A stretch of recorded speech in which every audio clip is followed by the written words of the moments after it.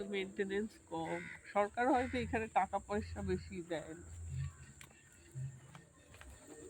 মন্দির আছে আবার, মন্দিরটা সব জায়গায় বানিয়ে রেখেছে। মন্দিরে পুজো হয়। হ্যাঁ,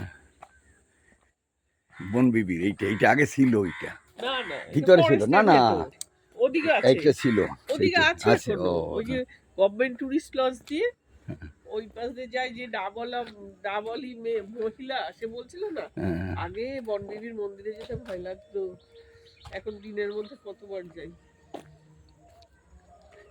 এই গাছটা কত বড় গাছ দেখেছো? এটা ওই যে ইয়ে কি গাছ বলে, যেটা ম্যানগ্রোভের গাছ, শুকনো জায়গাতে হয়েছে।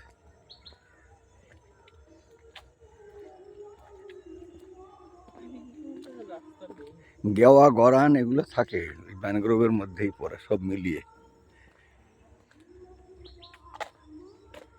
ওই দেখছে নিচ দিয়ে শেষ মূল বেরোয় গাছগুলো।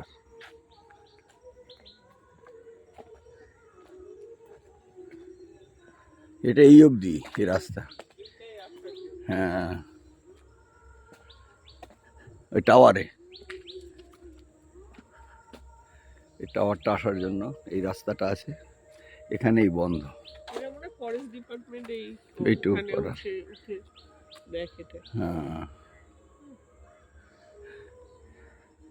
তবে এই জায়গাটা প্রকৃতি প্রেমীদের জন্য খুব সুন্দর জায়গা।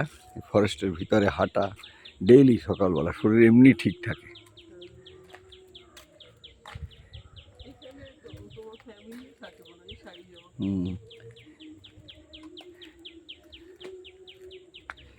এদের হলিডে হোম বুক করে এলে অনেক কম পয়সায় থাকা যায়, এরপরে আসতে হবে। এই যে হলিডে হোম যেটা আছে লেবার ডিপার্টমেন্টের।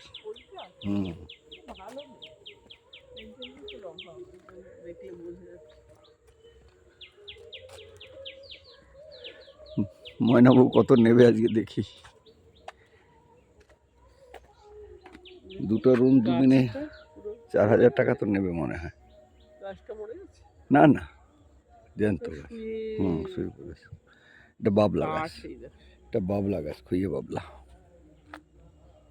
পুরো নিচ দিয়ে একদম সুন্দরবনের এই ব্যাপারটা।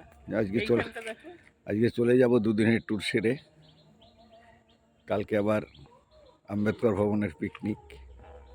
ওটা যাবে নাকি তাহলে বলে দিতে হতো।